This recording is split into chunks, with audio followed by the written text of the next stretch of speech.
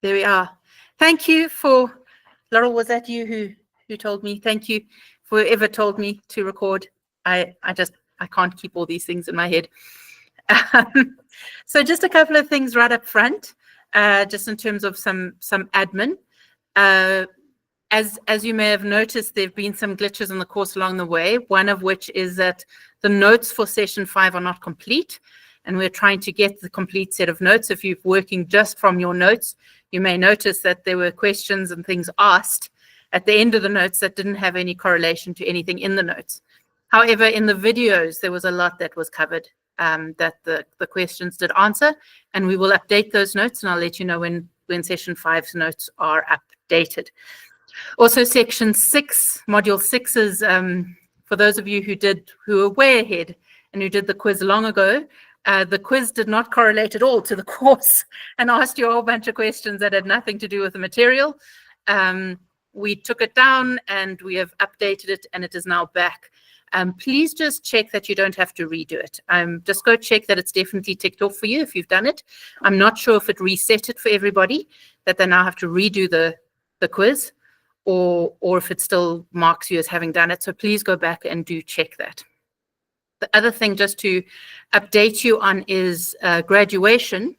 There's some issues that they're really having in December, as you can imagine, with the venues and things like that, that the graduation might not happen at the beginning of December. It might happen in the beginning of January, just because of venues and things like that. And also because they're trying to align more with the universities that do all the graduations in January. So there is a chance, nothing has been finalized yet, but there's a good chance that they might move the graduation to January, in which case you may have a little more time to go back and go through the course material and submit your quizzes if you haven't done that yet, and so still qualify for that. But there will still be a cutoff date. We'll let you know what that is. So please just be aware of those few things. Are there any other questions from anybody regarding the course, regarding the material? How is everybody doing? Yeah, hello, Mane. Welcome. How's everybody doing? Is it good? Tracy. The quizzes, do they submit automatically, or do we have to submit them? No, so once you've done the quiz, it's done automatically. I can see that you've done the quiz. Okay. So I can see all of your progress, by the way. So everybody, I'm well aware of where you are in the course. Very so, the nervous laughter, I love it. So yes, so no, that's all automatic. You don't have to submit it. Okay. And there's nothing else. Tracy, I know you weren't getting all the information, I think, right up front. You don't have to submit anything else. It's just the quizzes in order to graduate. You have to do the 12 module quizzes. And then a reminder that for those of you who are doing this in order to become a life coach, if you want to actually qualify as a life coach at the end of this, Nick will run a separate class, and that will be probably towards the end of this. There'll be another class on another night that is optional. So we will obviously advertise it. We'll say for those of you who are wanting to actually become a life coach, there will be this extra class which will talk about how you get your hours, how you set up your practice, good ethical procedures, all that kind of stuff. So that will be a separate class. For the pregnancy crisis counselors, we will have additional classes as we go along. Those will probably be more in person, because it's obviously for the local people here who are joining the Pregnancy Crisis Center. So that will be an ongoing thing on this side. Okay. Any other questions or comments? How have you found these last 2 weeks? How are you doing? Anything from the floor? They're all just staring at me here. Hi, Mane. Hey,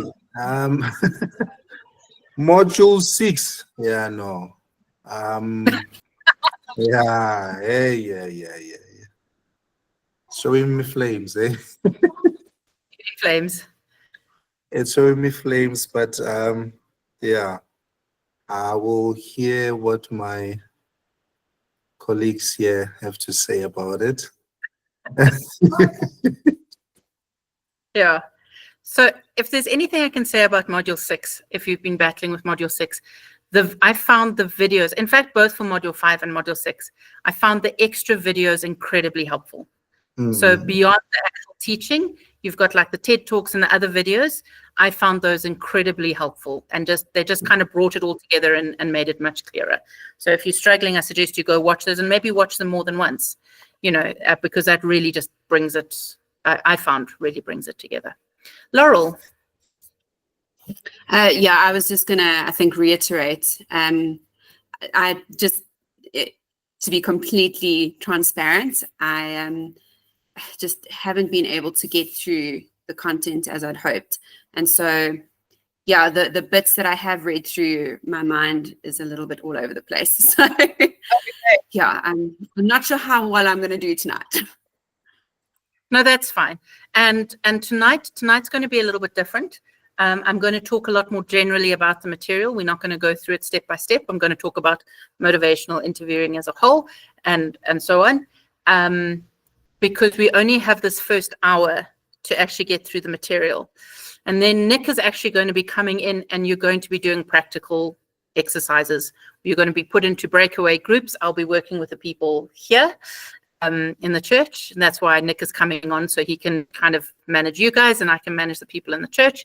And we'll be doing actual practical exercises where you'll be practicing the things that you have learned. I think what's really important to say as well, linear course. I don't know if you've noticed that, but it's not like, okay, you start with change agents and then you do this and then you do this and then you do this. They're almost like layers of the same thing. So, so as you do stages of change, so you also do motivational interviewing. So you also do appreciative inquiry. So you also learn to use open questions. All of these things overlap. They're all different tools to do the same thing. So it's not a case of you start with one and then you move to the other. They're all for the same counseling session, but they're different sets of tools that you can use within the counseling session. Does that make sense? We good? There we are. Fantastic. Okay, so let's have a look at these modules that are causing flames. Just for an overview, I am going to ask some specific questions, but we're not going to go through the material like we have in the previous times. So, but we're starting with motivational interviewing. That was Module 5, the whole of Module 5. Merle, could you tell us, just give us a summary maybe of what motivational interviewing is? Yeah, motivational interviewing is client-centered method in which you try and motivate change by exploring and resolving ambivalence. Nice. Okay. So it's a conversation that moves towards change because of ambivalence. Does anyone want to add anything to that? Anybody understand anything more or different? Are we happy? Okay. More blessing. Have you managed to get to this point? I know that things have been a bit rough for you. Have you managed to get to this point? Would you be able to tell me about ambivalence in the counseling space? Is it a good thing? Is it a bad thing? That kind of vibe? Hello, Jackie. Can you come again with your question?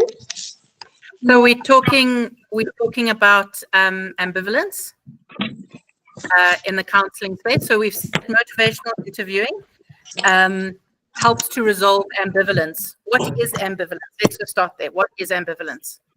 What is ambivalence? Sorry, Jackie, is it fine? Like me, I'm very behind. I was trying to catch up with Module 5. Is it fine if I can do more listening this evening? I'll let you do more listening. I was just checking in. Cool. Thank you. Okay. Janita, can you tell me what ambivalence is? What you have?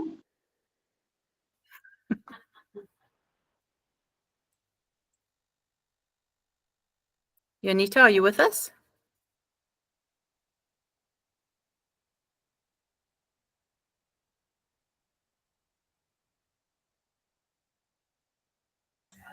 Okay, let's try again. Here we are. Hi. Okay. So my signal is coming and going, so I don't know how long I'm going to be on. So I'm trying. Okay, so ambivalence is that stage where you're unsure of making the change or how you're going to make the change. And a lot of people actually becomes anxious thinking about making the change. Okay, perfect. Perfect. Tracy and Benezia, I saw that you had your hands up. Hi, Jackie. Yes, hi. Sorry about that. So, I was gonna say the same thing. Okay. Ambivalence is just having like the state of having mixed feelings or conflicting feelings about something. So, yeah, it's to that effect. Okay, perfect. Tracy, were you going to say the same thing? Yes, I thought I'd answer a question while I knew one. Let's try.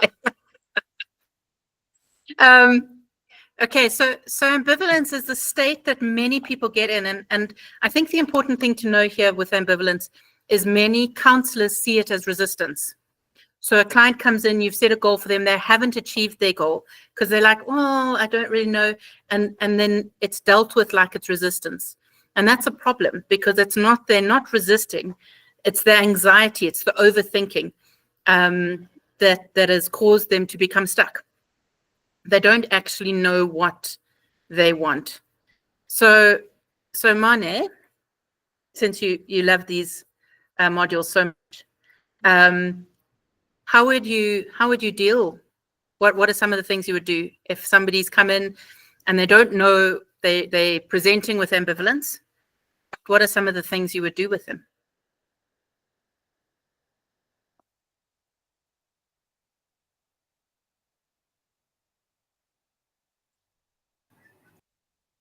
Jackie, you had to really. I did have to. Just give it a shot. You can't get it too wrong, I promise. Okay. Empathy. I think Okay, empathy. if someone comes into my room and I read that ambivalence, I would use empathy and really understand where they are, and then try to also, I don't know if I'm going to be off-ramping here, looking at the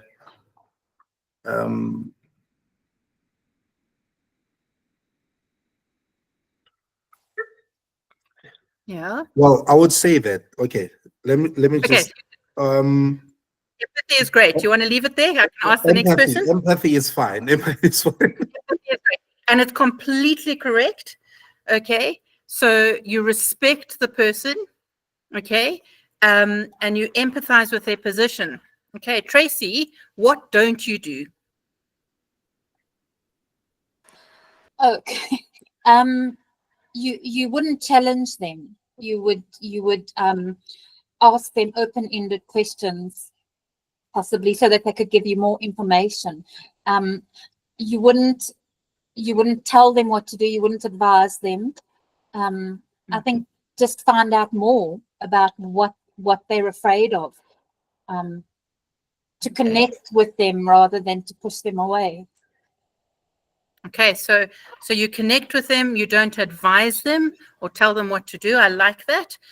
I'm going to throw this open because there's a lot that can be answered here. So who else would like to add to this? Because there are a lot of other things that can be said here. What do you do if you've got a person sitting in front of you and they're ambivalent? What are some of the things you do?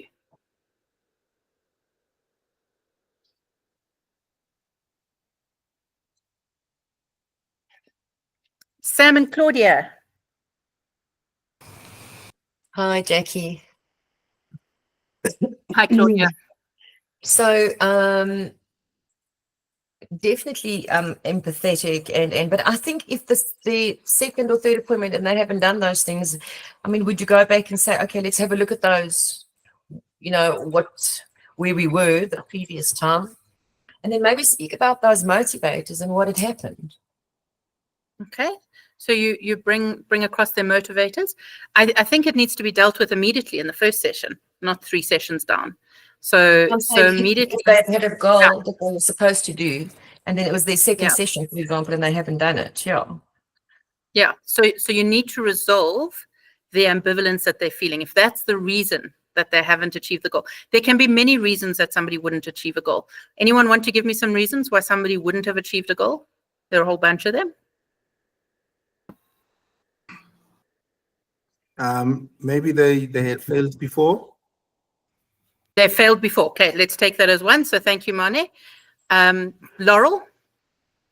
Fear. Okay, fear. What kind of fear? So I guess just a fear of change. Maybe knowing that they need to change, but being afraid to take a step. And particularly if they're feeling ambivalent, they're probably overthinking 5 million different scenarios in all sorts of directions. Yeah. Okay, so fear is a definite one, and fear leads to ambivalence because we don't know where we which way to go, and so we get stuck. Tracy? I also want to do on fear to say fear of failure. Fear of failure, absolutely.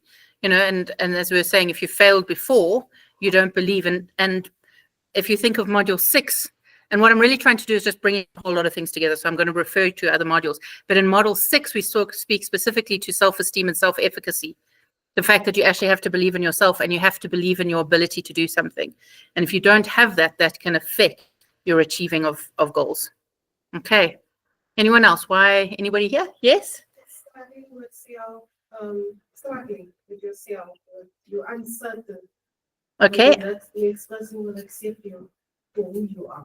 Okay. So it's a fear of changing who you are and if people will still accept you. Okay, fantastic. So we've just had that from the floor here. Anyone else on the floor? Why wouldn't you achieve a goal? Okay, there's a procrastination, but there should be a reason behind that. Okay, why would you feel uncomfortable? Because you're anxious or fearful about change? Okay, there's one big one that I'm looking for, which is the goal might be too big.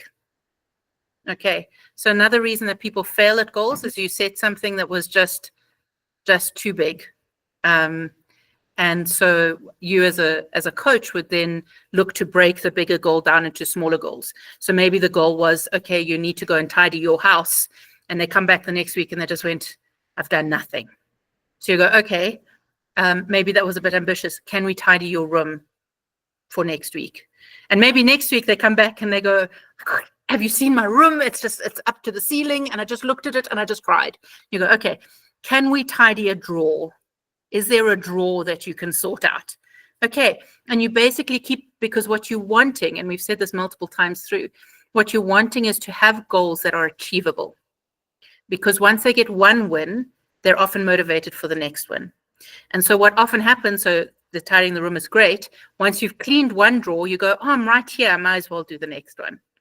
Okay, so it's a way of allowing them to achieve wins. If the goal is too big, it's overwhelming, they're not going to achieve it. Okay, so there's fear, there's previous failures, the goal might be too big. Okay, so let's go back to now ambivalence. So you've got someone there, there's fear, might be fear of the change, might be, you know, all those kind of things. Let's say it's a lady who is living alone now, and she's getting on in years, and her children are wanting her to move to a retirement village. Okay, and she's struggling with this change. What would you do for her? How would you help her? Carol? Sorry, I'm not sure if I'm on the right track here, but if she's struggling with her decision, would helping her or encouraging her to make some sort of pros and cons list of the benefits and fallbacks to the decision help? Very much, very much. So that was spoken through in the motivational interviewing, is to get them to look at and they must give to you. So you don't tell them what the pros and cons are. You say to them, tell me about this. What are you afraid of? Okay, what are the, you know, so then she might go, I don't want to give up my, you know, my freedom, and I love my house and I've been in my house forever. And if I move, I'm going to lose all the memories of my house and the people who lived here, and I can't give that up. And, you know, but if I go, I might get new friends and I might have all of those things. So if I stay, I get consistency, no change, get to keep my people, my feeling, my stuff, because often you have to downsize when you move. If I move, I'll get more safety, I'll be closer to the grandchildren, and I'll probably make new friends. And you just talk that through with them, okay? In motivational interviewing, however, there was one thing that you could measure. You used to measure people in terms of where they were in with change. There's someone, Laurette, I saw your hand up and then you disappeared. Do you want to say something? No, she actually gave my answer what I wanted to give. But are you heading towards the rulers now, where you could use Yes, those? well, talk to us about measurements? the rulers, Laurette. How do they work? Tell us about them. So they help us to determine a person's how willing they are to do it, to make a change. For instance, if one asks them to rate from 1 to 10, a person might actually realize once they put a number to it that maybe they actually want to put more effort into it. Or the confidence, you can measure like with the rulers, the willingness, the confidence, or the readiness, where you're sort of in the middle, you're thinking about it. On the low end, not ready yet, but on the high end, it's when somebody starts saying, no, this is very important for me, on the willingness, or in confidence, yes, I can achieve this, or I want to make the changes now. Okay, so you've got the rulers for change, the markers for change, which are really helpful. The readiness, the willingness, the confidence. So you say to this lady, how ready are you, and you can even say it as blatantly as that. On a scale of 1 to 10, how ready do you think you are? Or how positive are you about this move? How ready are you for the move? You word it however works best for you.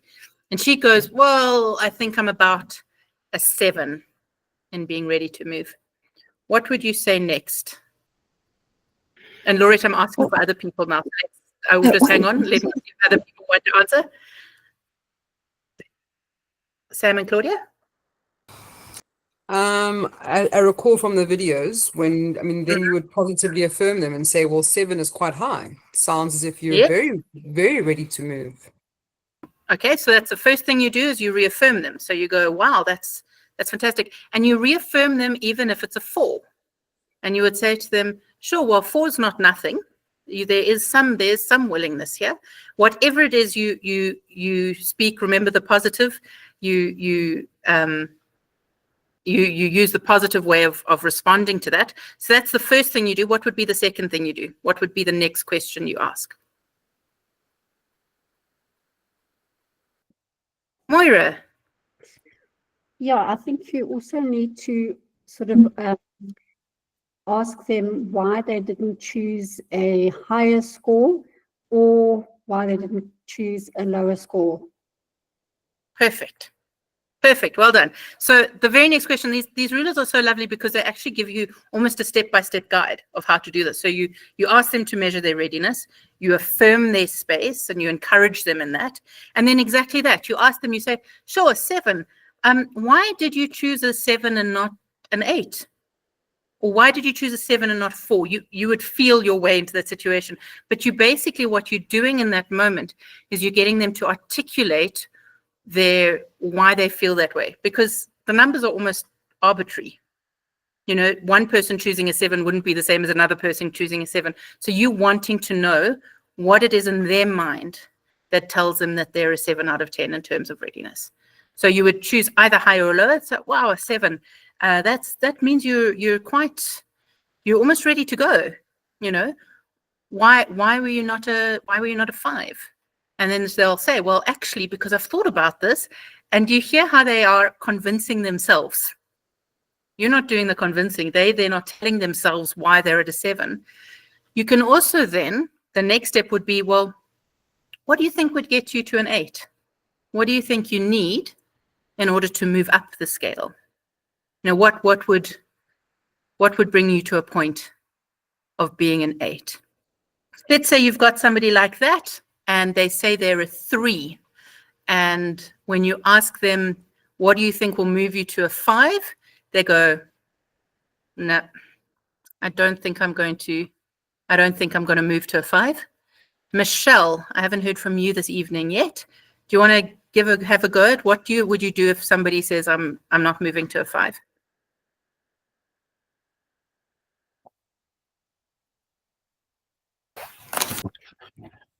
I think I'm not sure, but what I would do just Okay.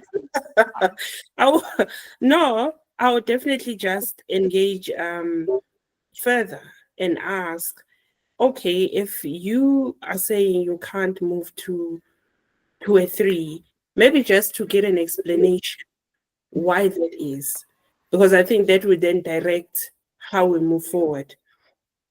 Okay. So if they say I don't want to become a 5, you would say, tell me more about that. Why is it that you're not moving? Absolutely. So that's a great place to start. What would you not do? Let me find somebody who I haven't heard from. Who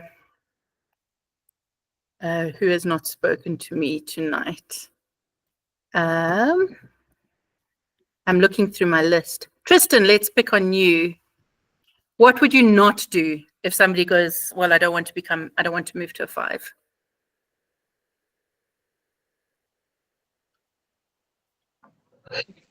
Oh, okay. I suppose I had to talk eventually. Give it a go. No, the one thing would be to completely disregard their feelings. I mean, you would obviously have to acknowledge why they're feeling that way and find out exactly why they're unwilling to change their number or move up or actually progress in this where they're struggling. But then you'd also try to redirect their thoughts. So instead of like harping on that specific issue, you get to the root cause, and you wouldn't make them feel bad about not wanting to move up. So you would basically almost relate to them and tell them that it's okay for them to be not wanting to, but then you would try to get to a position where they would want to move. But so obviously not ignoring the reason why they don't want to, but then also just validating their reason for not wanting and then slowly working through it. Okay, I love all of that. Can I just be very clear on something? It is okay if they're on a 3. Like, that's okay. It's not your job to make them a 5 or to make them a 7. That's not your job. If they are on a 3, that's a very acceptable place for them to be. You are simply hearing why they're there and why they don't feel ready to change. We don't judge that space. Merle, I see your hand is up. Would you maybe invoke some of the other principles here with, how would you think your life could be different if you did decide to make these changes, or would you not bring that in here? No, you absolutely would. So do you hear how that's not judgmental? You asking them, so judgmental would be like, well, that's really terrible. Why did you even bother? Do you know what I mean? Like, why are you here if you're on a 3? Or, what will your family think? So let's think of somebody who's trying to give up alcohol. You're not going to say to them, well, don't you care about your kids? Like, do you not think that they want you to give up the alcohol? Like, what's wrong with you? Okay, you don't do that. You don't say, well, I'm only going to see you, if you move. If you start to put in some real effort, then I'll see you. Okay. You understand how all of those are incredibly judgmental and are completely unhelpful, because what you do is you cut yourself off and you alienate the person. Merle, your hand is back up. Oh, sorry. Sorry. Okay. Sorry, I thought I'd put it down. Sorry. Okay. Val. So there is on page 5 a lovely list of the things that you don't do when you meet, when you find resistance, that you just roll with it. Okay. So it says you don't make moralistic judgments. It's not right or wrong. You don't give them a label. Well, clearly, you're just a loser alcoholic. You don't use enemy images. You don't do guilt trips. You don't make demands. You don't remove the choice from them or the responsibility from them. It's their choice and it's their responsibility. Rewards and punishments, or making comparisons. So we have a bunch of people here who are hopefully going to be working in a pregnancy crisis center with me. And I want you to think about this in terms of a young pregnant girl who comes into the space and she goes, and you say to her, okay, so these are your options, and there are always 3 options. So there's the abortion, there's the foster care adoption, and there's the keeping the baby. And she goes, I'm really battling to decide if I should give the baby up for adoption or keep the baby. How would you use these scales, these rulers? Somebody, and you can just give me part of the answer if you like. You don't have to give me the whole answer. Where would you start? Shay, hi. You haven't spoken yet either. Hello, how are you? Fine, thank you. So on the scales, I would start with their willingness to keep the baby, because if they are willing to keep the baby, then you would be able to work with them to figure out their readiness to keep the baby. Okay. Okay, so on a scale of 1 to 10, how ready would you be to be a mother? Okay, that's a great one. So they would then measure themselves. If they say, I have no job and I'm only 16 and I don't know how to do this and my parents have kicked me out, so I'm a 3. What do you do then?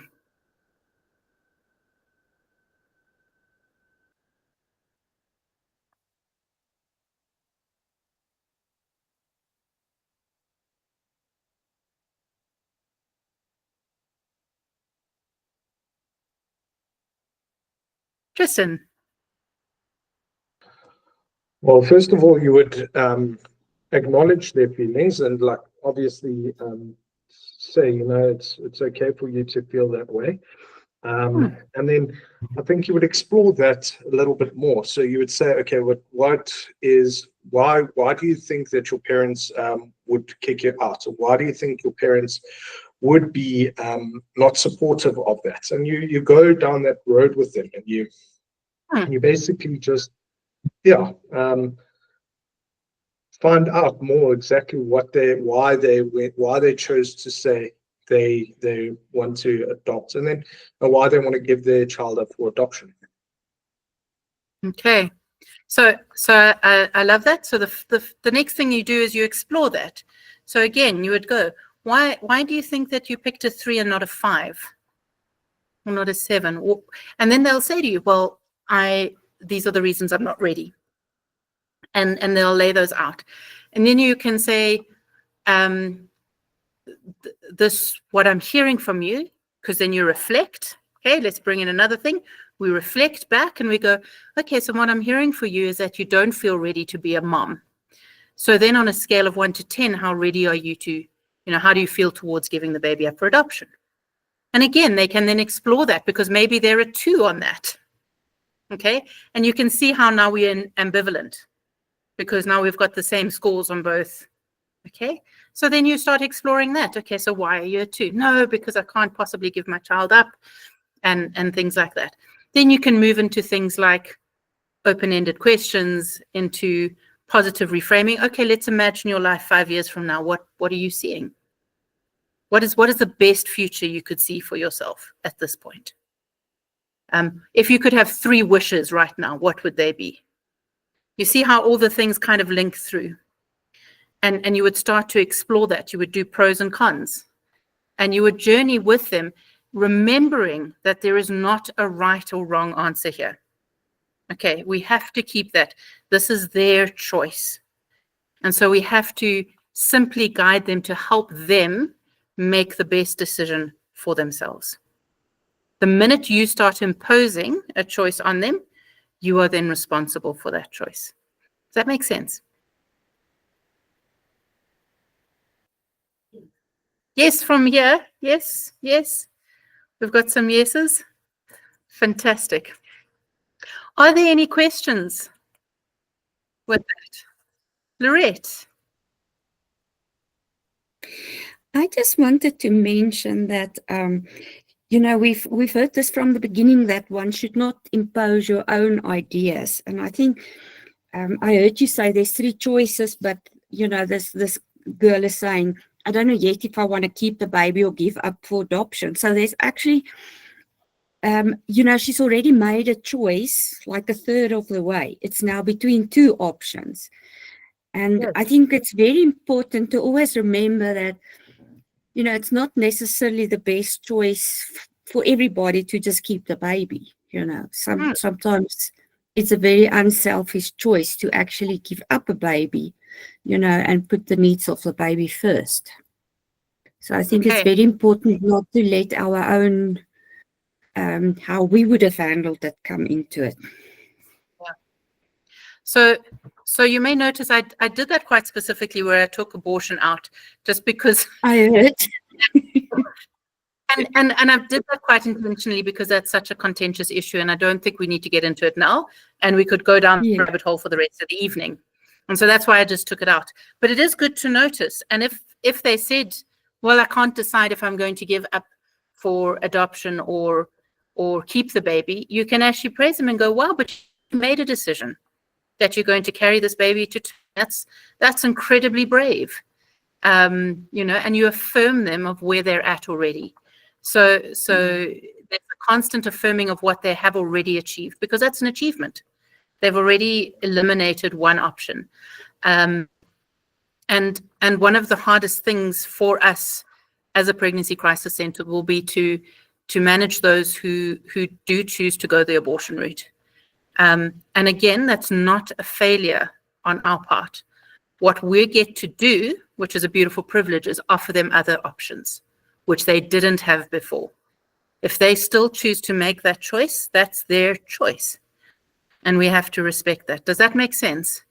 It's a tough one because, you know, people may argue that we're promoting abortion. We're absolutely not. What we're doing is we're providing multiple options because many people who choose abortion do so because they feel they have no other options. So we are therefore providing alternatives. That makes sense? Are we good? Okay, we've got about, I've got a question. Yes, from the floor here. During this process, you kind of hit a wall and then you get to a point where they don't want to communicate with you anymore. And they're not giving you enough information for you to apply any of these techniques. Okay, I'm going to throw it out there. So the question was, what do you do if you're working with someone and you hit a wall? They kind of stop giving you the right information. You battle to do any of these techniques because they're not really talking to you and they're not sharing enough with you. What do you do at that point? Anyone? Can I answer? Oh, somebody else. Okay. So, well, we've got Loretta, I'll come back to you. Oh, Dorianne as well. I see you. But we've just got one from the floor here. So Lynn was saying at the floor here that you could refer them on. If that's the case, I think Loretta's going to agree. Dorianne? Sorry, I just had to unmute myself there first. Hello. Hi. Well, I work in a crisis pregnancy center, so you don't really get the opportunity that the chances of you ever seeing that person again or whatever is like minimal. So I would use that time maybe to break and take her for an ultrasound or just give her time to think about what's happening next. And then like after the ultrasound, invite her back into the coaching room to see if she's prepared to discuss it any further. Okay, so it's useful to hear the experience from someone who's actually doing it at the moment. So thank you. I think the important thing to say at that point is the first thing I would do is I would address it directly, because it's adult to adult conversation, and you have to say to them, I feel that there's a blockage in our communication. Do you feel this way? Is there something that is there something that you need to say, or is there something that you're afraid of? Do you feel I can help you further with this? Because the ball is in their court. Okay, if they choose to share or not to share is very much on them. At which point, if they're refusing to cooperate and to do these things, you would then explain to them what service we offer as a pregnancy crisis center, and allow them to. We had a phone call here. Allow them to make the call of what they do next. Okay. You are not required to keep someone in a coaching relationship who doesn't want to be in the coaching relationship. There needs to be buy-in from their side as well. Any other thoughts on that? Okay, can we talk a little? Oh wait, Shay? Sorry, quick one. Isn't that a discussion that you have with them in the very beginning, in the very first session, where you discuss with them that the two of you need to be able to communicate honestly and openly with each other? And if you don't do that going forward, it's not going to work, and they're not going to be able to achieve the goals that they want to achieve. Okay, perfect. So that's a very, very good point. So you would have set that out in the beginning.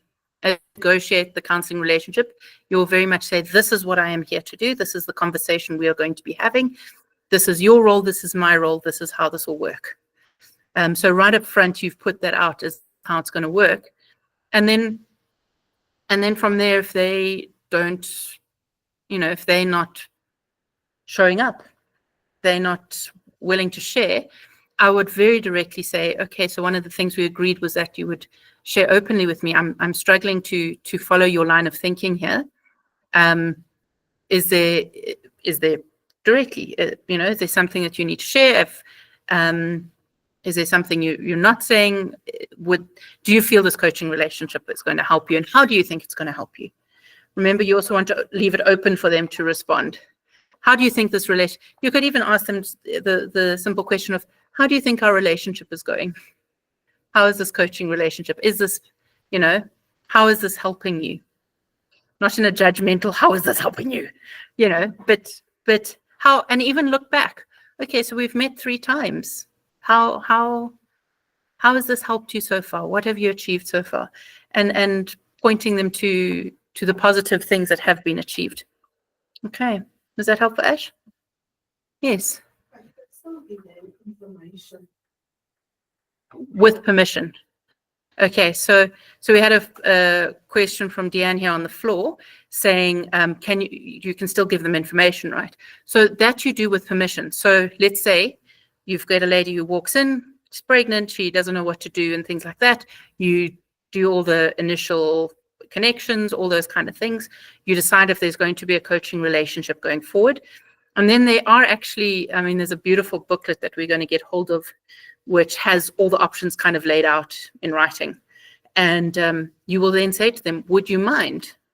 Are you okay if I give this to you to read for the next time? Are you open to this?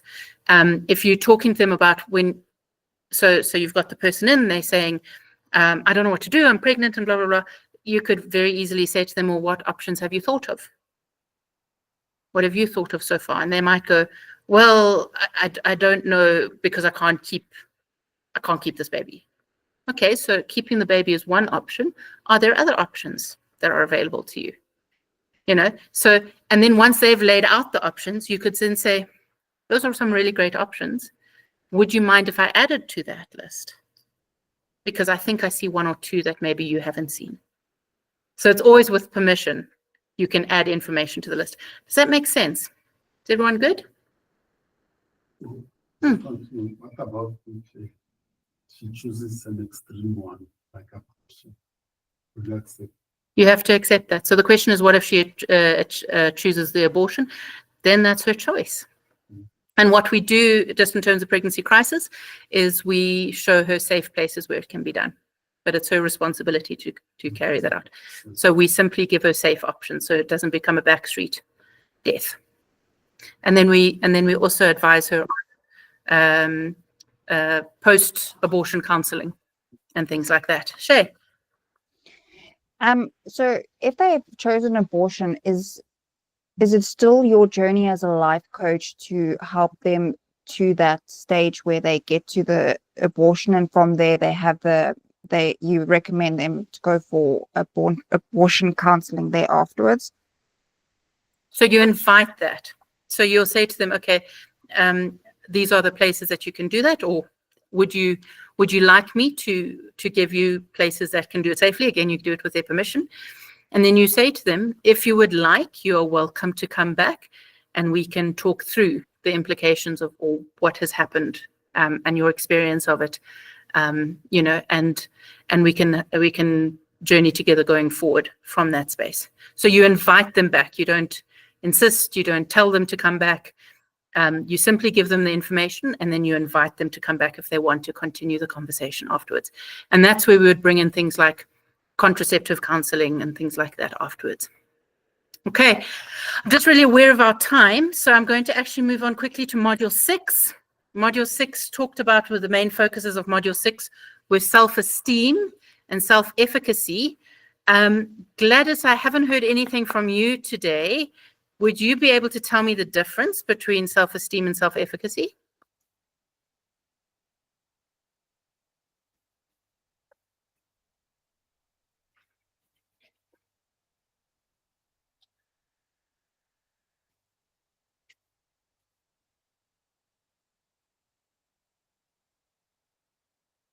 Gladys, are you with us?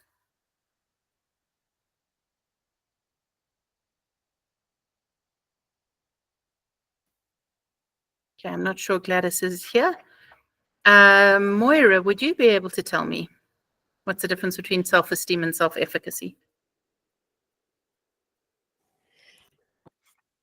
Yeah, self-efficacy is your belief in your own capability to change and to initiate and sustain the desired behavior.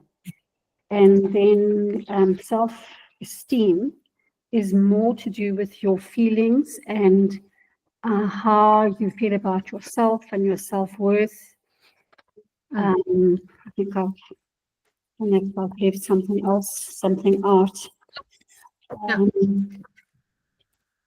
So there was something else about. I think you've got it spot on already. Okay. Yeah, I think you've got it. So self-efficacy is the belief you have an ability to do something. So I believe I am capable of doing something. Self-esteem is how you view yourself, what you think about yourself, the labels you give to yourself, how you're feeling about yourself. How would self-esteem, and I'm just going to throw this open, how would self-esteem impact someone's willingness to change? Not self-efficacy, self-esteem. How would someone's self-esteem impact that?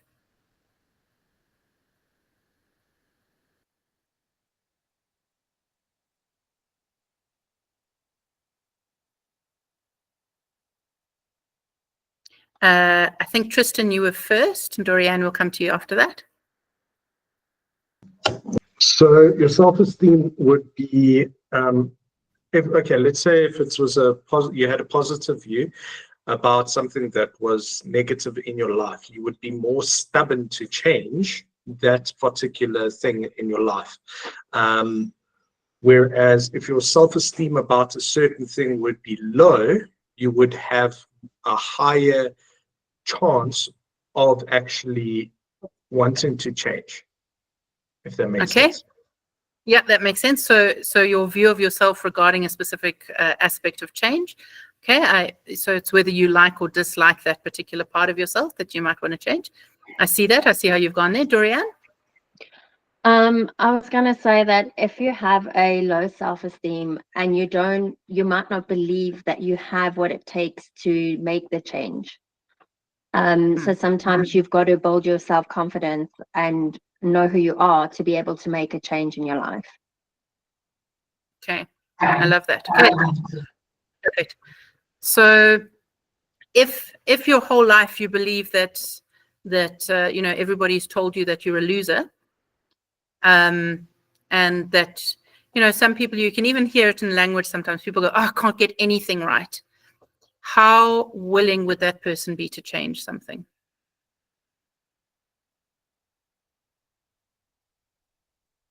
Okay, people on the floor here saying not very willing. Anyone online?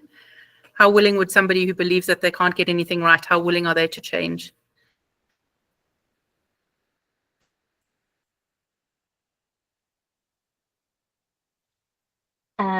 I just want to say I don't think they will be willing to change at all. Okay, so if you don't believe you can do it, if you believe that, if that's your view of yourself, if you feel very low about yourself, the chances are of you doing something and of your success at doing something is much lower. Okay? I'm going to pick on some people. In fact, I'm going to pick on some people here. Clancy, I've not heard from you. How do you believe, Clancy is sitting here, how do you believe self-efficacy would affect somebody's willingness to change?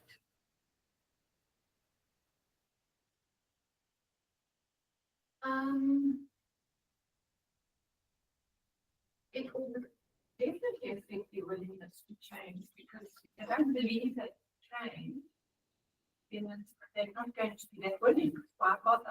Okay. They don't believe it. Okay. So Clancy says if they don't believe they can do it, then why bother? And that's exactly it. So it doesn't matter the goals that you set. If there's self-efficacy, if they don't believe they can do it, they're not going to try, or they'll try, but they'll try very half-heartedly because I'm going to fail anyway. Okay, so self-esteem and self-efficacy are closely tied with readiness to change and willingness to change. So what are some of the ways that you can build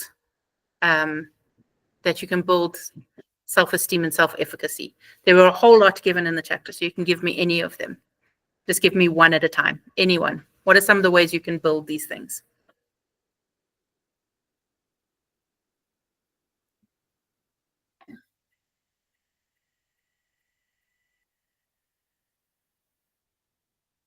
Tracy. Encouraging them. Okay. Give me slightly more there. Tracy, I'm going to come back to you. Encouraging them. How would encouragement look? By focusing on their past successes. Okay, that's a lovely one. So focusing on what they've done in the past, encouraging them. You having belief in them is very encouraging. Okay, you offer them almost your belief in them. Okay, I love that. Dorianne? Sorry, looking at the environmental factors. So thinking about people around them. So if they living or staying with people who are forever putting them down, that would determine their success as well. But if they have people who are supportive around them, it could help them get to that goal or whatever they've set for themselves. Okay, so in terms of building self-esteem, environmental factors are really important. If you've got people around them that are constantly telling them that they're a loser, that's going to be a problem. Merle, I see your hand is up. Practicing gratitude. Okay, tell me why. I think you tend to just take things, for granted. And when you start focusing on how much you've got to be grateful for and how much you've got going for you, it can certainly boost your self-esteem. Okay, love that. I'm going to start picking on some people because we've had some really quiet ones now. Oh, Merle again? Oh, you're putting your hand up. Oh, yeah. Is it up or down? It's up. You can put it down. There we are. Perfect. Mane, I haven't heard from you for a while. How would you, just because you had such a flaming 2-week week with this one, how would you build someone's self-esteem or self-efficacy? What are some of the tools you could use? I don't know if it will be a repetition, but I would look at to be mindful, the mindfulness for someone to just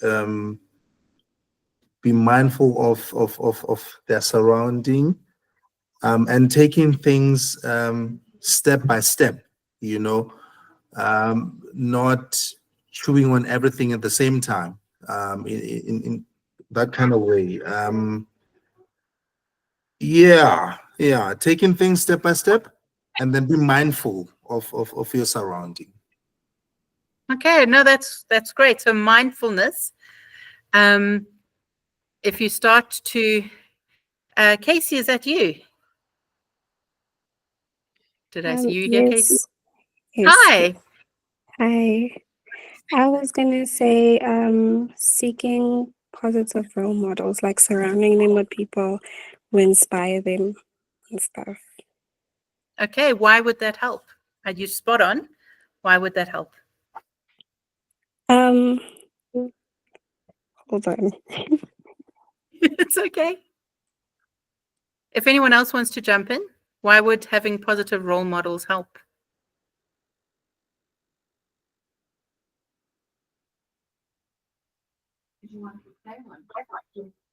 Okay, so we've got one from the floor here, because you want what they want. Okay, so you have somebody who's got the same desire, same dream as you. That's helpful. What else?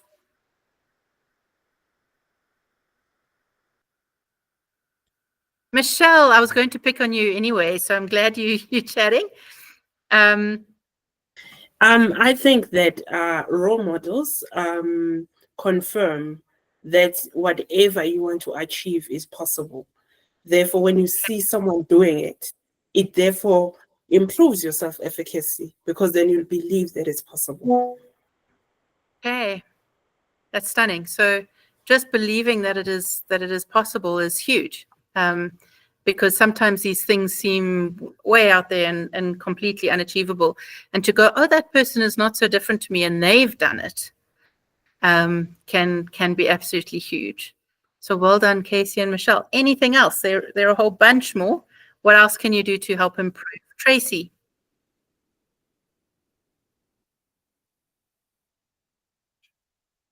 You're still muted, Tracy. Sorry, I would help them to try and imagine what it would be like when they achieve that goal, what it would feel like, so that they want it more. Okay, to create a vision of their future, yes. A positive vision of their future. Okay, I love that. Merle, I see your hands up. Would that be where the that vicarious experience would come in, where when you're surrounding yourself by people that that are successful at things, you might be more inspired to try success for yourself? So we naturally live vicariously through people. It's why when we see something horrible, we are horrified, because what we do is we imagine ourselves in that position. So somebody has a terrible car accident, and we go, oh, that's terrible. And the reason we do that is because we have automatically put ourselves in that position and gone, if I was in that car wreck, I would feel terrible. And I would hate to be in hospital or dead or whatever it is, right? We naturally live vicariously through people. So to have positive things, just even sharing stories, or finding people who've done that in your circle, or that you can read about and things like that, you will naturally vicariously live through them. So, that's why we get excited about things. You're like, oh, that's wonderful. Why do we feel that way? Because we go, well, if I was in that position, I would feel wonderful. And so it helps you create that vision of your future of like, this is how I'd like it, and this is how it would feel wonderful. Make sense?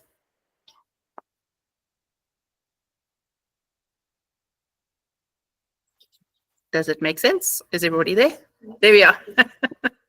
Okay, good. Thank you. Just checking everybody's awake and still with us. All right. What other things? Anything else? Laurel, you still with us? Yeah. So just I'm cheating, I'm looking at the notes, but forgiveness came up as one of them. So okay, that would be to try and help us put a positive spin on our pasts. And often if we are holding unforgiveness to a person or a situation, or often ourselves, it makes change and moving forward positively quite difficult. So helping someone to make peace or forgive a situation in order to put a positive spin and help them feel better about themselves and their capability of doing things, I think is important. Yeah. It's quite an incredible thing with forgiveness that you go, I can do hard things, you know? Because if you can forgive someone who's done something terrible to you, you have absolutely proven to yourself that you can do hard things.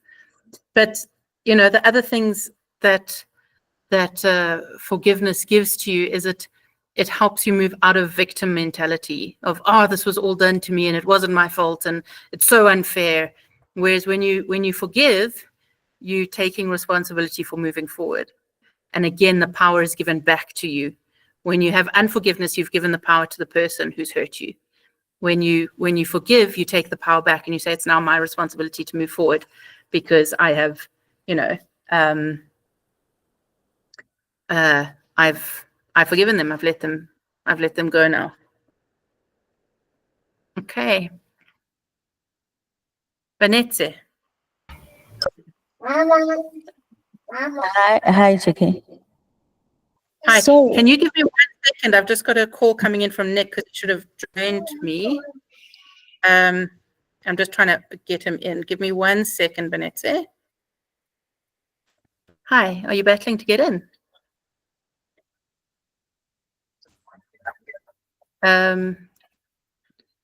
Let me send you the link again. Okay. Sorry, I'm just helping Nick get in and then I'll be back with you. That's okay.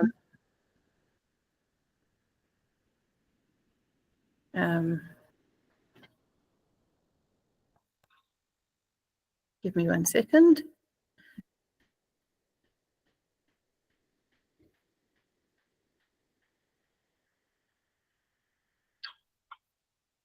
Okay, hopefully he can get in with us then. Vanessa, you were going to say, sorry about that. So no, mine is a question. I just wanted to ask, as a coach, right, when it comes to storytelling, where do you draw the line with your own stories? Because I saw that you can tell your own stories, but I'm sure there should be a limit. So I just wanted to know, where do we draw the line in telling our own stories to clients? What do you think? I'm not sure. That's what I'm asking. I'm not sure. If you were to hazard a guess? Okay, I think maybe when it's relevant, I guess you can just throw in one story there and allow them to give you their own stories. I don't know. Okay. Dorian, I see your hand up. Yeah. Sorry, there's a delay in this thing.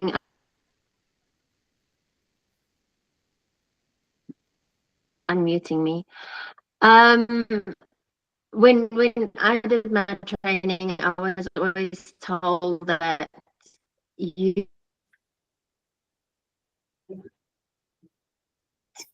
use your story, don't tell your story. Use your story, don't tell your story. So you will use. Sorry, we've just got some feedback. Hi, Nick. So I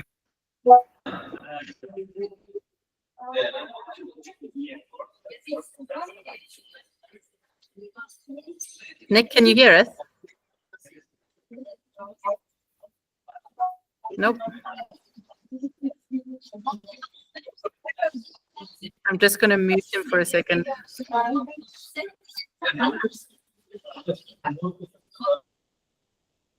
Okay. Dorian, I love that where you say use your story, don't tell your story. I think that's a really good way to put it. Nick, are you there? Can you hear us now? Nope.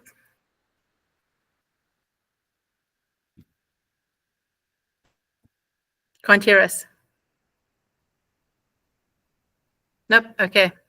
Anyone else want to contribute to that? Any other thoughts on that? Because it does say that, especially with the vicarious and positive role models and things like that, it does say that you are able to in this point. But I like Bonette's question. Are you back with us, Nick? Yes, I am. Yes, I am. I do not know what's happening with technology on you today. There's a wall. Oh, welcome. We're having an interesting discussion. You can weigh in. We're talking about building self-esteem. And one of the things that the notes say is that you can look for positive role models, and says that you can share your story as well if it would help. And the question is, where do you draw the line? Because obviously you're not meant to start dumping your story onto people. So at what point would it ever be appropriate to tell? Nick, it's very, very noisy where you are. Sorry, I am in a quiet space, but it's not. Let me just move quickly on outside. Okay. The joy of consulting from within a hospital. Please give me a second. Do you know what's hilarious is we can see you walking with us, the very stationary background. It looks very strange. Good. You must just imagine it's a very, very big office that I'm walking across. That is all you need to do right now. Is this better? Okay. Much better. Much better. Okay, perfect. If I pick up some disease. Okay. All right. Okay. So at what point is it okay to share at what point? Yeah. So the guideline is this, all right? When you're starting your practice, at least for the first 6 months to a year, try not to share anything of yourself, right? Because you're still learning the limits and boundaries and limitations of things that's it. So that is my guideline, right? However, how do you know it's appropriate or not? Number one, why are you sharing this? Is there an expectation to you sharing it, right? So I'll give an example. If somebody comes to me and says, or if I decide to share with someone that I have myself stopped smoking, right? Am I sharing it so that they feel, number one, they can do it? Is it because I want them to know something about me, right? Is it because I want them to look up to me, right? What is the core intention of it? So if I share my story and I say, I struggled to stop smoking for 3 years and I managed to stop, and they go, yeah, it sounds pretty weak and I don't think I want to. Are you going to be personally hurt by it? If the answer is yes, don't share it. The only time you share something in the client relationship, right, is to either relate to, so I myself start smoking, I know it is quite difficult, and you leave it at that, right? My other guide to sharing is never more than one sentence. If it's a story you need to tell us, you share oversharing, right? What happens with sharing is that you build a very, very deep personal bond, which I know gets people very excited.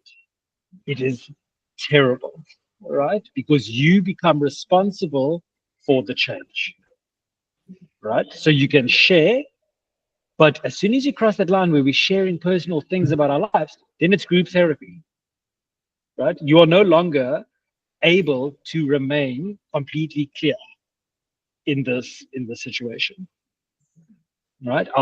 Last thing on this, I shared with a client.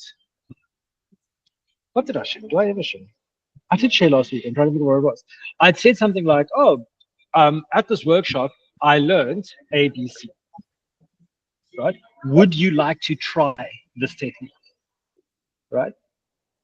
Whether the client, so the power was still with the client, right? And even then I felt like, that's quite a lot of sharing that happened there. So I wouldn't follow up. If they said like, how was the workshop, right? What was difficult? I wouldn't go further into it. Does that make sense? Right? You share in a very limited, one sentence, first 6 months, don't show. That's just the guide. I am going to move one more time because there's a screeching child next to me, and I feel feelings about this. Okay, so I hope that answers the question. Ask why, no more than one sentence. Okay. Cool. Okay. I'm going to be handing over to Nick quite soon. So is there anything else from this module that anybody would like to bring up? Any questions? Anything else?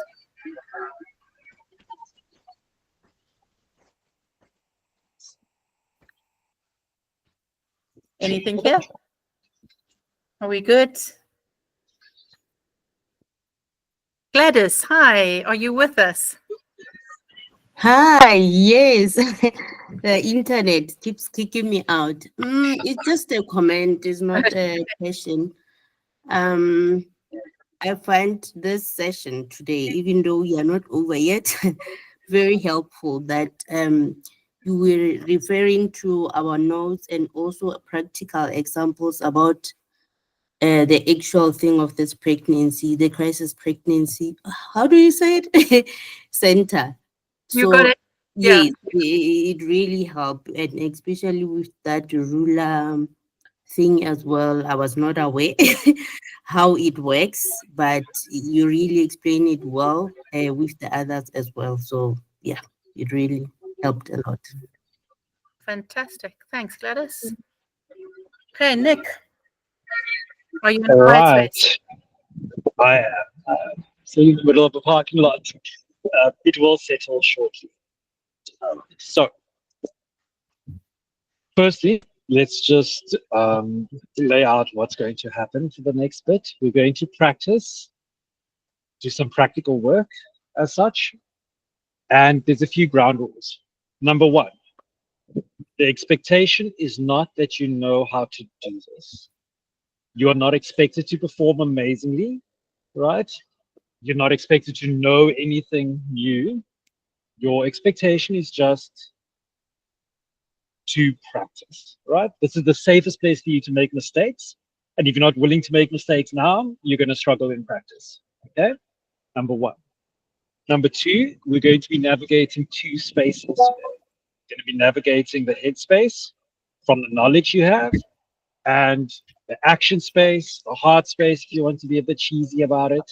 And we're going to be connecting more with each other. All right, and learning what that theory that we've learned about in the last 2 weeks actually looks like in practice.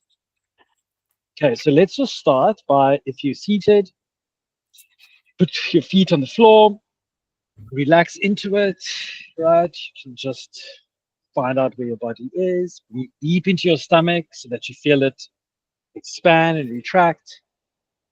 And just, where am I? What am I feeling? Just a few deep breaths in and out.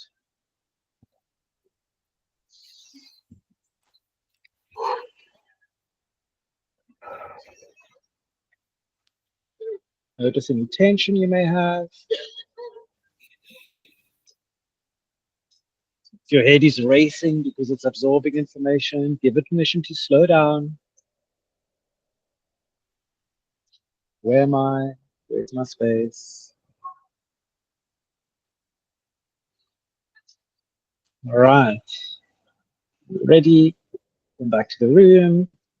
All right. So we're going to do 2 rounds today of practical. I cannot wait to do this with you face to face, but we're going to practice it. So next ground rule is your cameras are going to have to be on for this, because I'm going to ask you to do an activity now, only for 2 minutes each. So for 4 minutes, we're going to do it. And this is how it's going to go. It's called active listening, right? Or full listening. I'm not quite sure which one it is, right? And this is what's going to happen.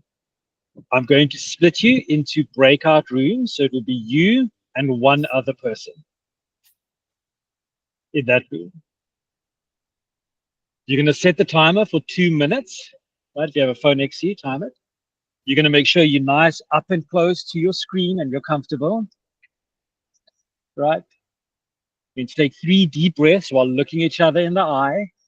And if you're in person, of course, just break into groups of 2 and do the same thing. Jackie will guide you on there for the people that are in person, right? And you're just going to breathe together, and then the first person will start talking. All you have to do is answer the question, how am I? How am I? That's it. The person who is listening doesn't answer anything, doesn't give feedback or nothing, just maintains that eye contact and listens. At the end of it, the person says, thank you. And then we switch roles. Does that make sense? We're just listening and just seeing how people respond to being listened to. Okay, that's the only observation we're doing before we practice the 5Ds. So I'm going to create, oh, Jackie, you're going to need to make me a co-host. Laurel, I see you asking a question.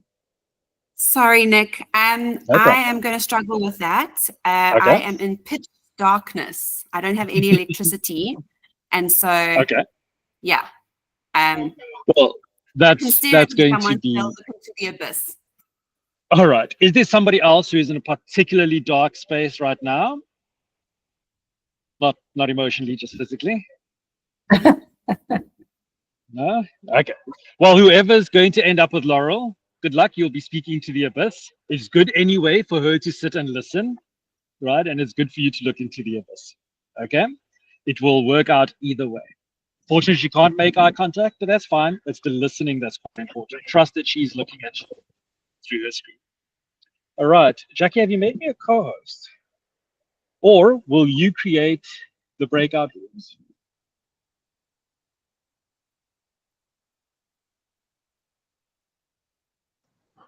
Muted yourself.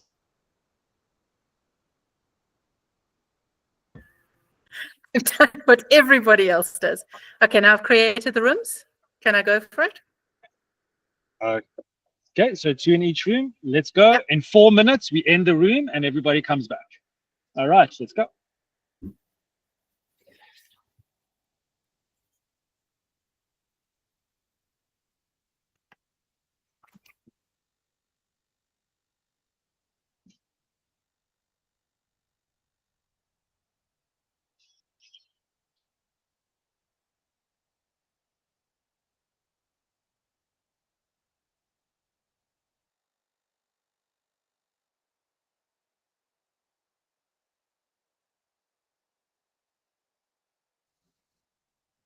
Did I do something that I don't have a room? What has Shay done to you? I've created a group of 5. I'm just going to say this seems personal. I'm just going to say it. I'm so sorry. For once.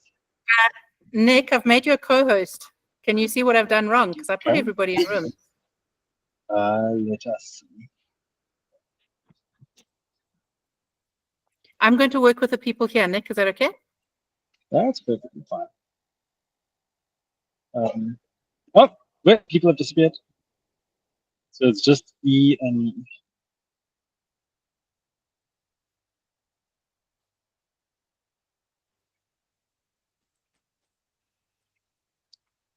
Wait, sorry. Hi. Hi. Yes, Claire. I don't know what I did, but I left the lady. I think her name is Tracy. Okay, so if you go up to the top, it should give you an option on your screen to say join breakout room again.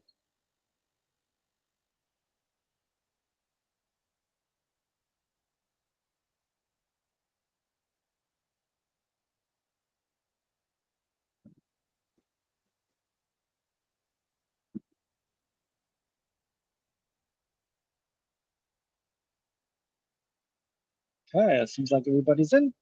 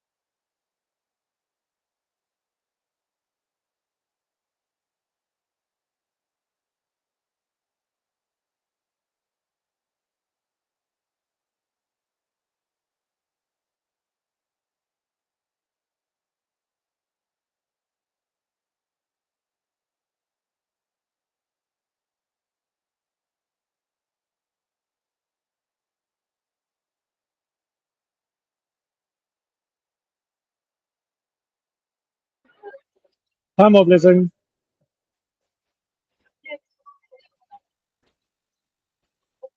So you raise your hand.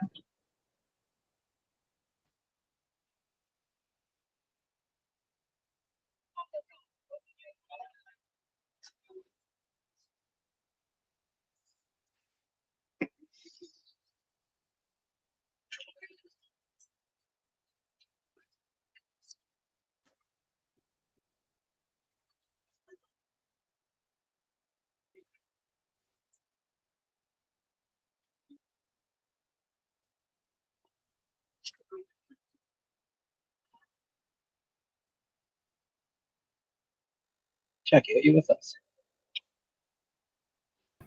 I am with you, Nick. Yeah, good. I see there's more blessing in somebody called E. E, which is Alrina. They're with us, yes. Are they with you in physicality? No. More blessing and Alrina, are you here with us?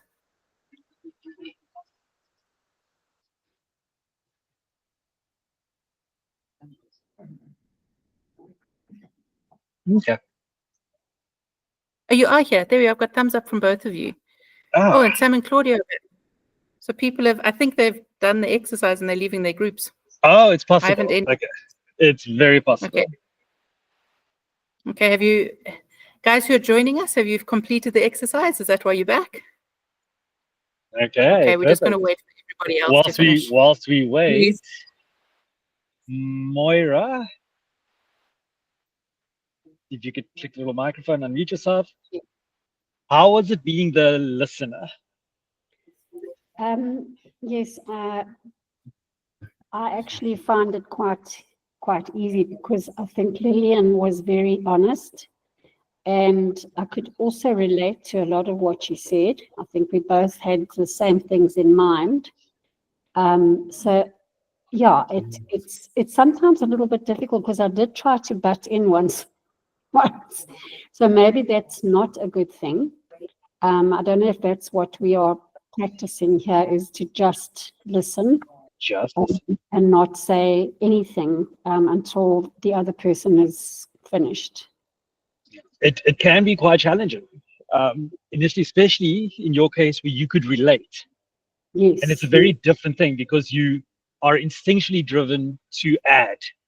Yeah. So it's like, yes, I completely feel you. I understand what you're saying, right? And it is quite challenging. How was it being the speaker? Yeah, that was quite challenging because you know that you can't really go deep into how you really are feeling because you've got 2 minutes. You need probably a few hours if you wanted to really tell you how you really are. And as I said to Lillian, we tend to treat it as a very superficial question. And depending on the context of who you're speaking to, it could just be like a formality and or otherwise you could they really do want to know how you are. You could really go a bit further. Yeah, one of the most amazing activities I think I did in my training was for a week we were asked to do something when somebody asks, how are you? Or when you ask, to stop, make eye contact and say, how are you? And then to actually wait. Because very often we do it as a passing by thing, right? And for a whole week, it's quite challenging to do. And you could try it a few times. How are you? And then actually like, how are you? Right? It does allow people to connect quite deeper. And as a routine, we should get into the habit of it. I remember our lecturer once called it lying. When we ask how are you and we move on, it's fake. It's not real. So I'm glad you had that experience. Do you see how because you knew you were being listened to, the urge to share more came out, even though you knew you were limited to 2 minutes? You're like, oh, if I had another 10, I would be sharing so much more. Right? Yeah. So that is a very good principle to keep in mind. All right, let's get feedback from somebody else. Shippo, are you with us? Yes. Shippo, how was it Hello, being the Nick. listener? It's it was interesting because obviously it's fascinating in that you're being told about somebody else, and in this case I don't know her personally. I've never met her, and so I was curious to know more about what she was saying. Yeah. And as she was talking, did you feel the urge to interrupt? Sort of, but I had to hold myself. Had to To stop fight it back? myself. Yeah, Yes. yeah. It's a very natural response, and that's what I wanted you to experience, right? Yes. We have a rule that I've taught students in the past. You obviously don't apply it now. It's not necessarily fully appropriate, yeah, but if you have spoken for more than 20% of the session, you've spoken too much. All right. You're there to listen and be a team player, it's not your show. Okay. Good. I want to hear more, but I also want to go on to the next exercise. So let's do the next one. And I think I'm going to demonstrate with, I'm going to call you Mrs. Wilson or Miss Wilson Merlay.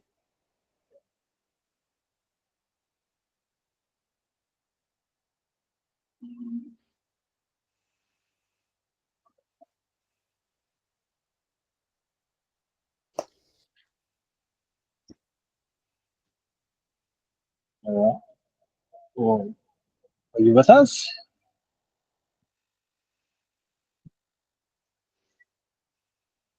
Okay, no problem. Let's go, Shay. Are you with us? Your microphone. Yes, I am with you guys. All right, you're unfortunately going to be the test subject. So the next activity we're going to do is step 1 of the 5 Ds, right? Which I believe is define, right? So the definition of a problem has the ability to guide us in the right direction. How many times have you achieved something? You don't have to answer this question, Shay. This is just a general one. How many times have you achieved something and you realize, that's not actually what I wanted, right? I actually wanted something ancillary to it, right? A big thing I have experienced in the past is when people want to, for example, lose weight.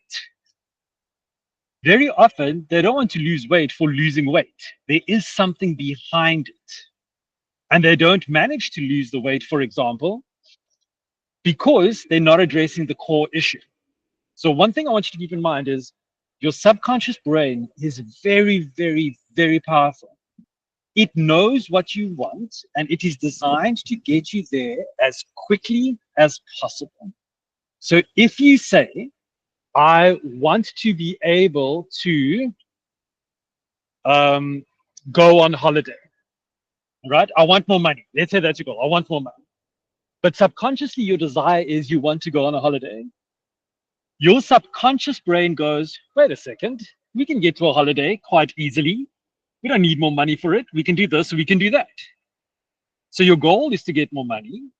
You're doing the things, but you're not getting more money because your brain has found another way to do it, and you find yourself doing other things, right? It sounds a bit abstract, but you're going to hear it now.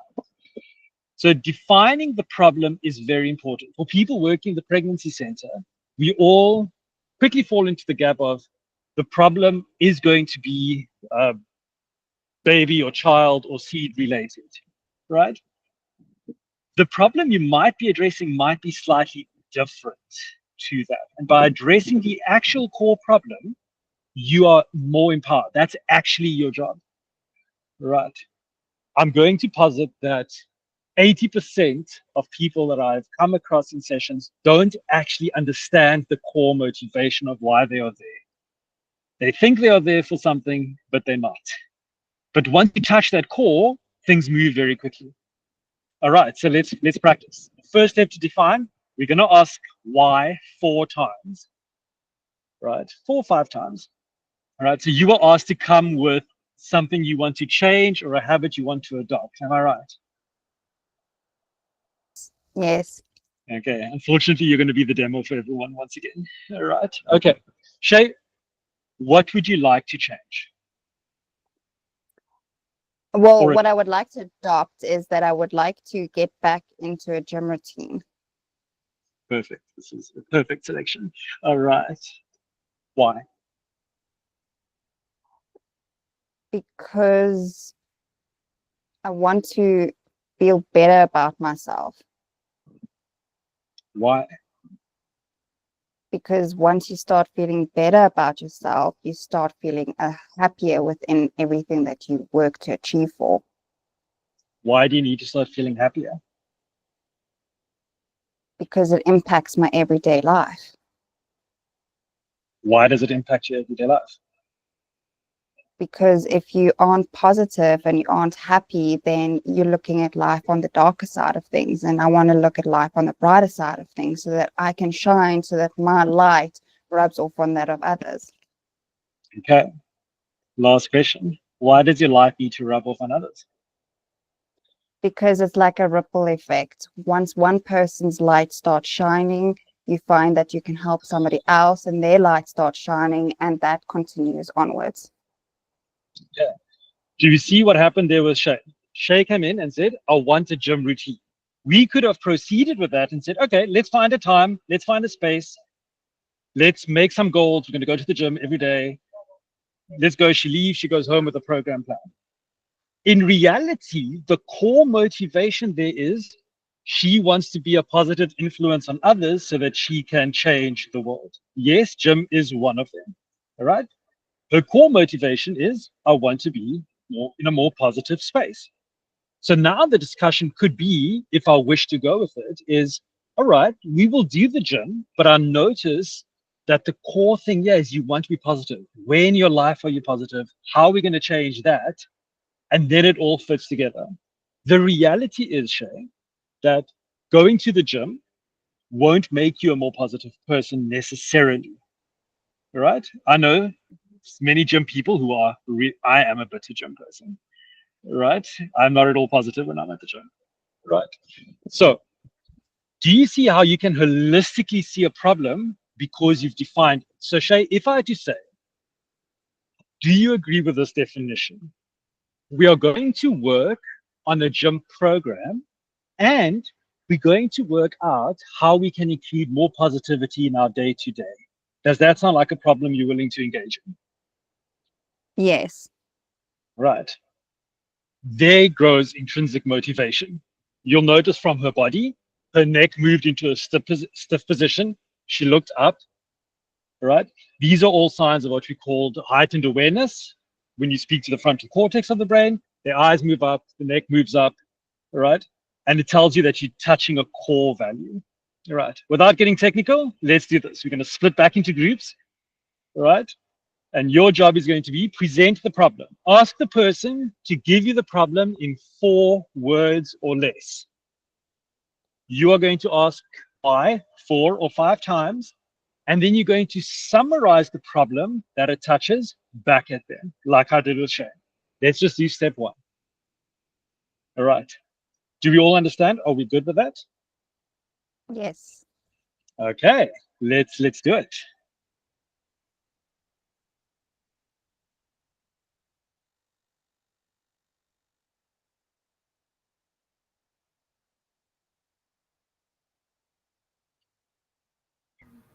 How long do you want the rooms for, Nick?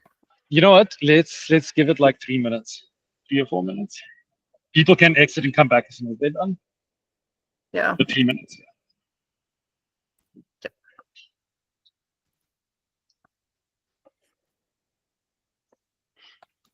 Good. All right. Rooms are in session.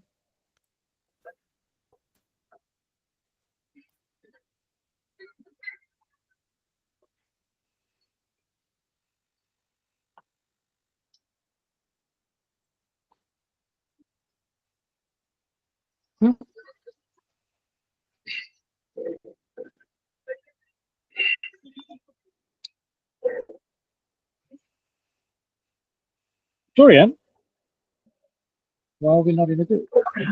Yeah. I don't know. I don't know. Okay. Let's I don't know. do it together. All right. I see Dorian isn't in the group, Jackie, and I can't access your host controls. So can you just see if we can shove her into a group? I'm working on it. Give me a sec. No problem. I Thank don't you. know.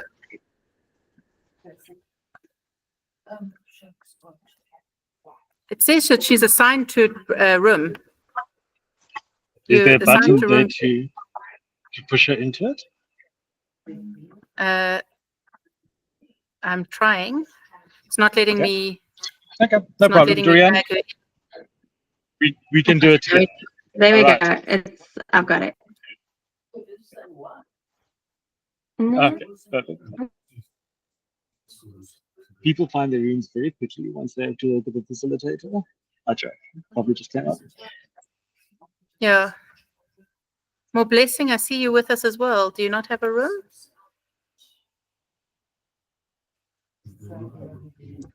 You're in. So now Dory has gone into More Blessing's room, but More Blessing is supposedly in her room. So I'm not quite sure what's happening and why she's here as well. That's fine. I think they're just not clicking on their button.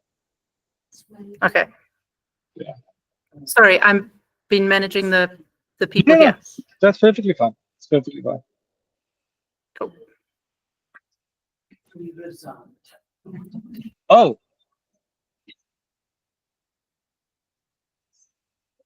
Shut up.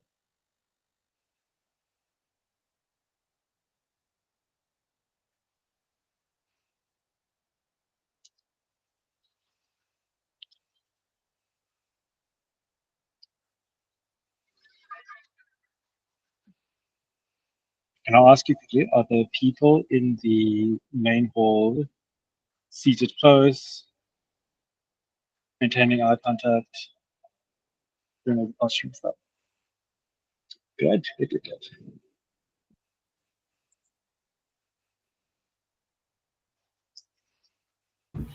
Sorry, just one person was alone. I've just reassigned her to a room.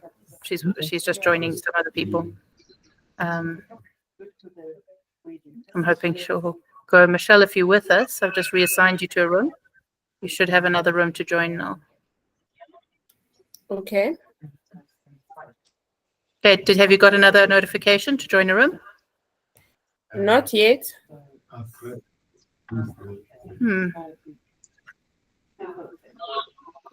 Okay, there you are.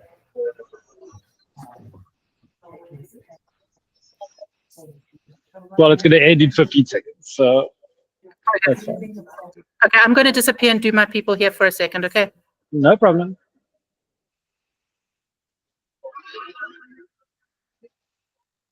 Michelle, are you with us? Hi, Nick. Yes, I'm here. All I right, guess you'll work you with me. You'll work with me. Okay. Michelle, I want to stop smoking. Why? Because I want to be healthier. But why do you want to be healthier, Nick? Because if I'm healthy, then I won't end up in the hospital and I'll be able to play more with my children. Why do you want to play more with your children? Because I think that, well, you know, I actually do think that if I engage more with my children, it'll make me a good parent. It's something that I need to do to be a good parent. Why do you want to be a good parent? I think it's important for me to be a good parent because I want to break a generational pattern of poor parenting. Okay.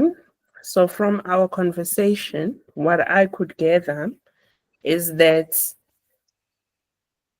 you would like to break the generational how shall I put it? Sorry, the words escaped me. You'd like to Generational pattern, yeah. generational pattern of bad of or not so good parenting, and also stop smoking. There we are. Yeah. Okay. It's tough to summarize it back. Yes, it's quite tough to summarize it back. It is because I don't know how to add the healthy. Do add Yes. all now the No, you don't. points to. You just focus on the first and the last. Oh, okay, I see. Right. So So what I the personalized understand, yeah. the last ones. Okay. So you say, so you want to stop smoking so that you can be a better parent and not parent poorly, right? Let's discuss both of those aspects. Let's discuss your smoking. Let's discuss how we're going to parent differently. All right. Good. Okay. Not so bad. No, Not so bad. No, I get it. Thank you so much. Okay, perfect. Let's, whilst we wait for Jack to finish with the live people, Sam and Claudia. Hi, Nick. Hi. Sam.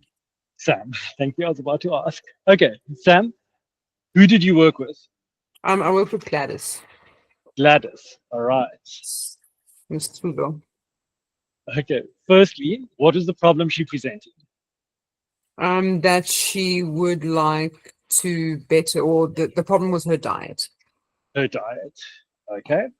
What was the core motivation and core issue that needed to be addressed? The core motivation of her wanting to change her diet Yes. to be So healthier. After you asked why 4 times, did you get to general health or specifically her food? Health and her physique. Her physique. So it was, Right. So if you're going to address issues with her, are you going to address issues of body positivity, self-acceptance, self-esteem, as well as diet? yeah, I think that. Well, I mean, I suppose it would be twofold, right? I mean, Yeah. she's expressing the need to want to change her diet because she wants to be healthier, and she also wants to look better. So I mean, I suppose it goes to self-esteem, but I suppose this is me imposing my thoughts on it. But I would think that health, I mean, wanting to change your diet and wanting to look better, but the main motivator would be that you're healthier. Yeah, 100%. So very often what you'll find, and this is a good example of it, is that when we look at problems, we have naturally as humans a negative bias, right? We are driven to negatively view things in greater proportion than positive things. The principle is you would rather not you would rather not gain than lose. All right. What does this mean? It's part of our evolutionary programming. If you thought there was a lion in the bush, right, and you ran, you had to make a choice. Am I going to run and waste the calories as a traveler, or am I going to be eaten by the lion? I would rather waste the calories than be eaten by the lion. I'd rather be proved wrong that there's no lion, right, than discover there was a lion. We seek a false positive, right? So we are negatively biased.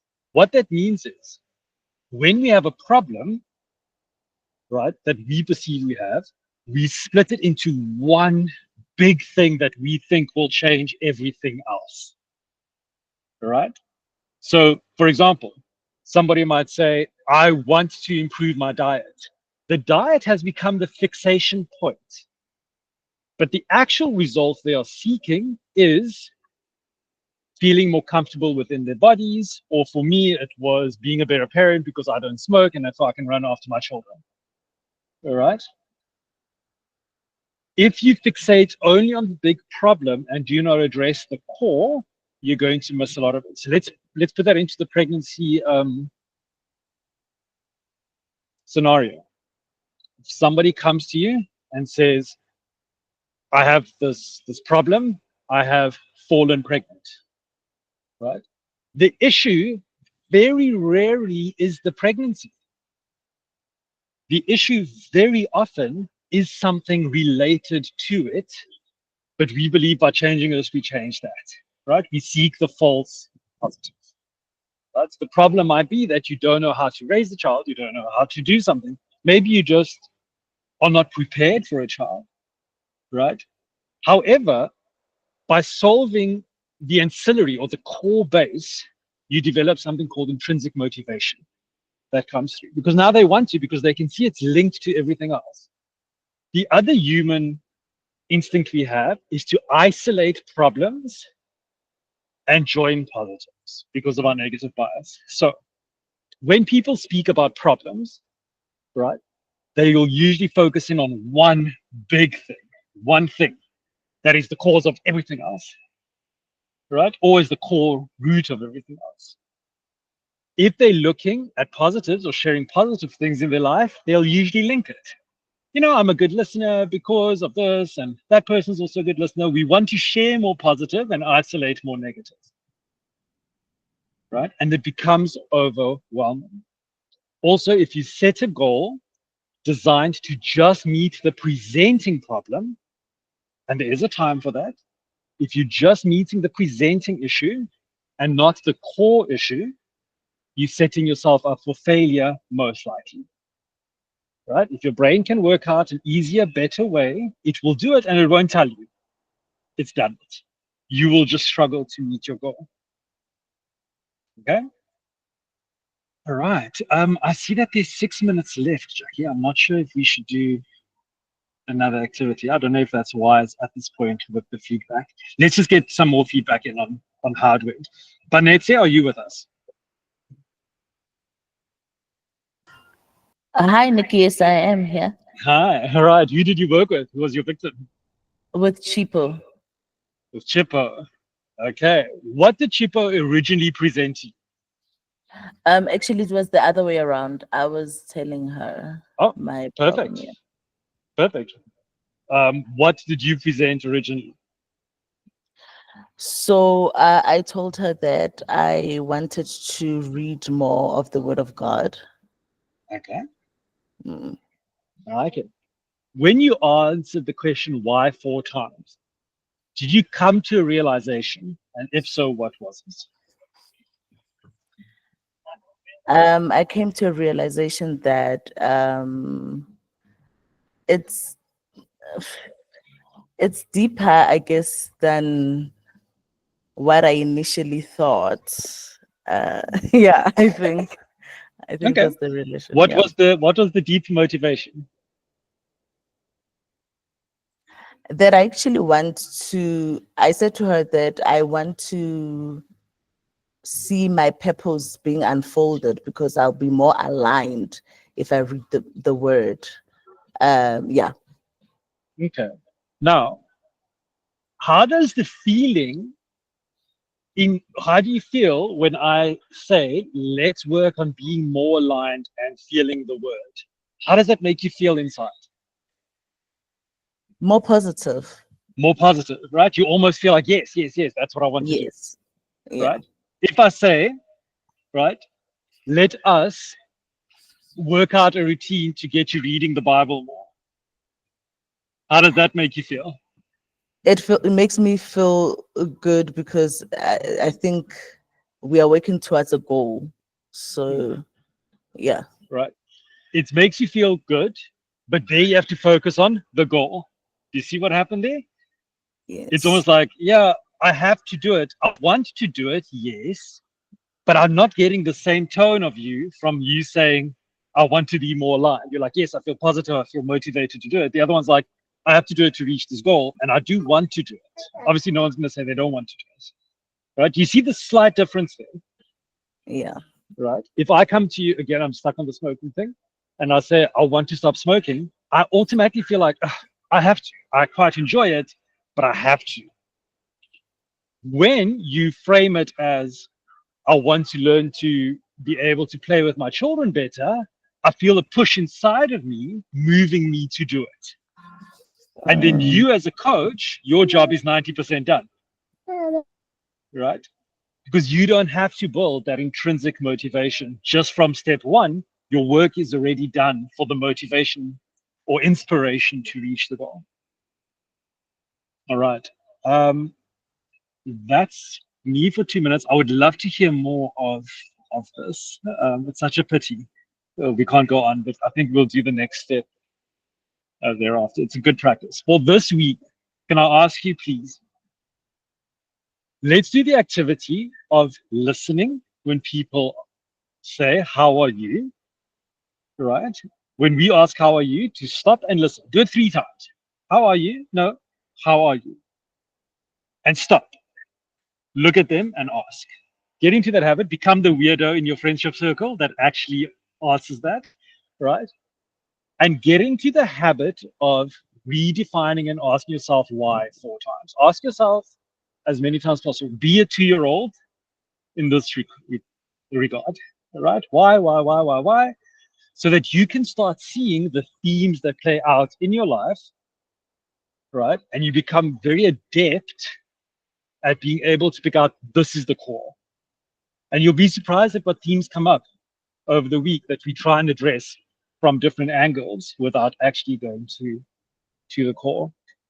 Jackie, before I launch into a whole lecture, I'm going to ask you to take the wheel because I'm very close to just going on for another hour. Thanks, Nick. Okay, we are at 1 minute to 9. Quick feedback from everyone. How are you? How was this evening? Have you got any further questions? Only positive feedback allowed, please. Only positive feedback's allowed.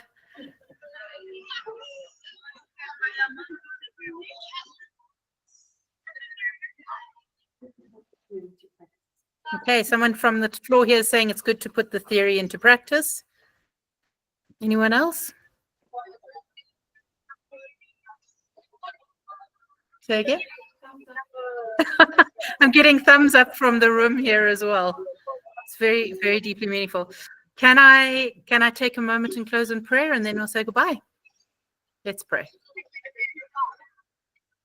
And so, Father, we just thank you that we've been able to be together this evening. We thank you for the work that we've done and the skills that we've learned and practiced and the way that this course is growing and changing us. And we just pray that as we go into this week and we start to practice active listening, that we actually engage with people, that we start asking the question why of ourselves, that you'll show us things that perhaps we haven't seen before, that you'll open up our eyes and open up our hearts to maybe some things that you're wanting to reveal to us about others, about ourselves, and help us to be open to that. I thank you for each person here. I thank you for the time that they're putting into this course. And we just pray your blessing on them as they continue to study. In Jesus' name. Amen. Amen. Thanks, everyone. Would love you to switch on your camera and wave bye to us so we can see that you're there as you go. Cheers, Shay. Blessing, Thank you. Claire. Thank you, everyone. Bye. Good night. Good night, everyone. Bye, Tristan. Bye, Vera. Bye, Lorette. Bye. Bye. Bye, Lorraine. Bye, Michelle. Bye, Tristan. Bye. The people in the room here also say bye. Bye. Cheers, Moira. More blessing. Bye. Cheers, bye.